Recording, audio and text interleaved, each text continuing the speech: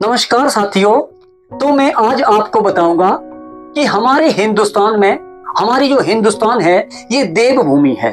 हिंदुस्तान को देवभूमि कहा जाता है क्योंकि यहाँ पर हमारे भगवान शिव के 12 ज्योतिर्लिंग स्थापित हैं।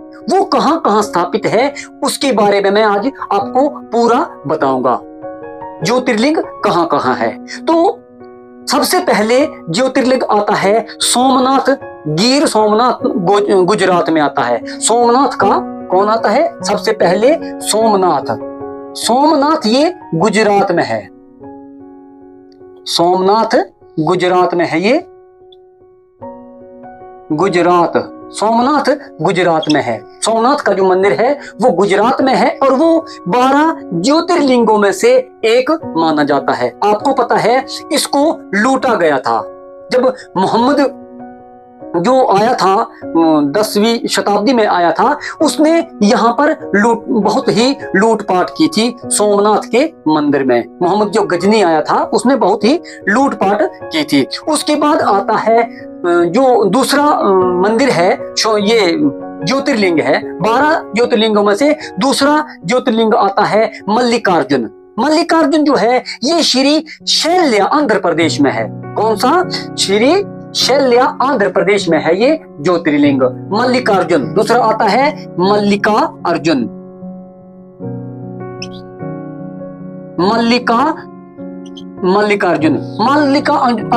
ये आंध्र प्रदेश में आता है। ये आंध्र प्रदेश में आता है मल्लिकार्जुन। उसके बाद आता है महाकालेश्वर। महाकालेश्वर भी उज्जैन आंध्र प्रदेश में है। आपको पता है उज्जैन जो है वो भी आंध्र प्रदेश का हिस्सा है। या उसके बाद आता है महाकालेश्वर, उज्जैन महाकालेश्वर। नंबर 3 पे आता है महाकालेश्वर। कालेश्वर उज्जैन आंध्र में है। ये कहाँ है? उज्जैन आंध्र में है। उज्जैन आंध्र में। तीसरा है महाकालेश्वर। उसके बाद चौथा है ओमकारेश्वर। ओमकारेश्वर जो है ये खांडवा मध्य प्रदेश में पड़ता है। कौन सा? खांडवा मध्य प्रदेश में ये ओमकारेश्वर। ओमकारेश्वर ये खांडवा में पड़ता है। ये मध्य प्रदेश में पड़ता है, एमपी में। ये मध्य प्रदेश में पड़ता है। उसके बाद जो है वो आता है बैजनाथ। बैजनाथ जो है मैं आपको बता दूं एक हिमाचल में पड़ता है बैजनाथ। ये वो बैजनाथ नहीं है, ये बैजनाथ है महाराष्ट्र क्या जो बीड़ में पड़ता है। बैजनाथ महाराष्ट्र के बीड़ में पड़ता है।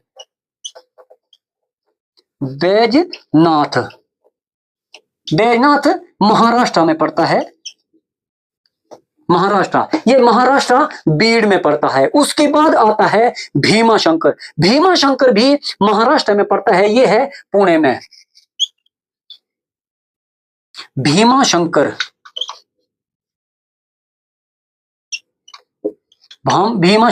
ये पुणे में है।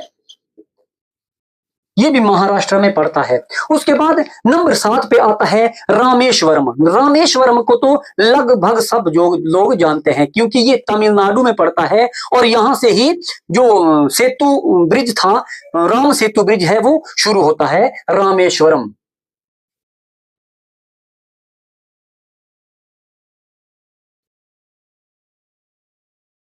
रामेश्वरम तमिलनाडु में पड़ता है।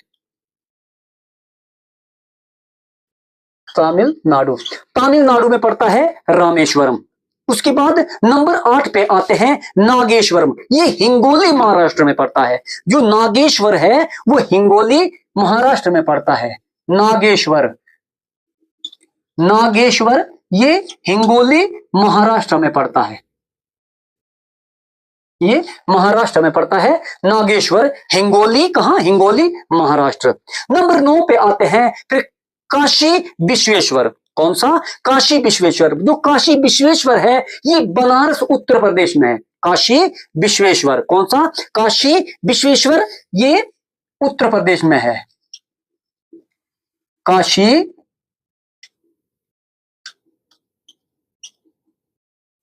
काशी विश्वेश्वर ये वाराणसी में है। वाराणसी यूपी में है। ये उत्तर प्रदेश में है।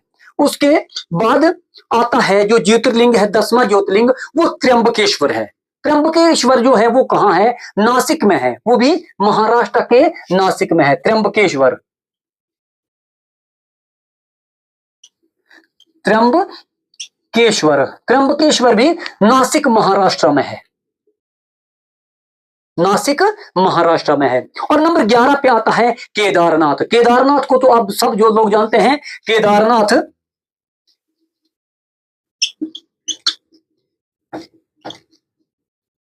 केदारनाथ केदारनाथ उत्तराखंड में है। केदारनाथ उत्तराखंड में पड़ता है, ये रुद्रप्रयाग में है, उत्तराखंड में केदारनाथ पड़ता है। उसके बाद जो 12वां है, अंतिम ज्योतिर्लिंग है, वो घृष्णेश्वर है। कौन सा है? घृष्णेश्वर।